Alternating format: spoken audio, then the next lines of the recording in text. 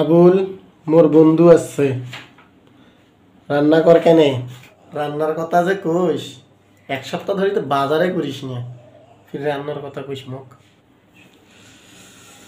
এলা কি আছে ঘরত? কি আর থাকবে? মোর আর ডাইল খাবার ভালো লাগে না, প্রত্যেক দিন ডাইল ডাইল। বাদ দে তো ভাই, এগুলো আর কইস না। বাদ দিন কেঙ্কা করি? হ্যাঁ, তুই যে কিপটে, ভালো হবার নিস, ওগুলো কইস না। সোনা ভাই, কলজার ভাই না, এক না চালে নে কেনে?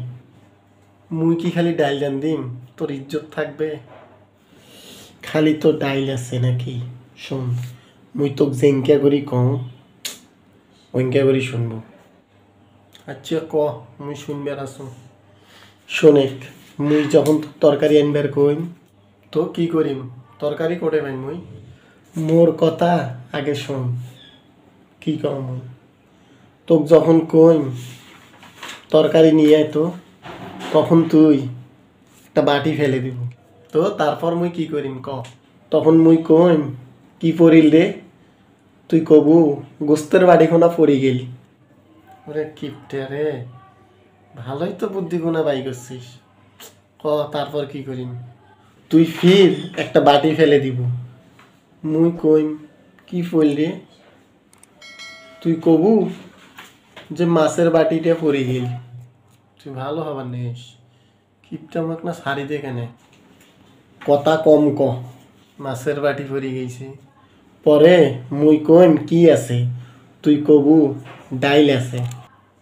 মাংসর বাটি পড়ে গেছে, মুই কইম ডাইলে নিয়ে আয়, কি আর করার আছে?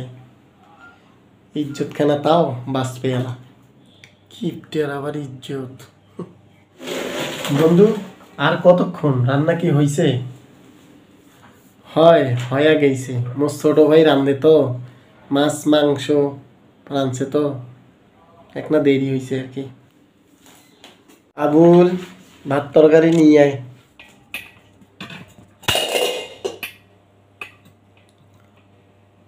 কাম সারছে। কি হইল রে আবুল? ভাই, ডাল পড়ি গেছে। ইজ্জত খানা শেষ।